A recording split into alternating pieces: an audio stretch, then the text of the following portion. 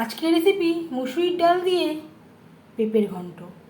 সর্ষের তেল গরম করে নেওয়ার পর দিয়ে দিলাম শুকনো লঙ্কা ভেজে নেওয়ার পর পাঁচফোড়ন, জিরে, তেজপাতা ভেজে নেওয়ার পর দিয়ে দেবো পেঁপে। 4-5 মিনিট পেঁপে ভেজে নেব। আর লাগছে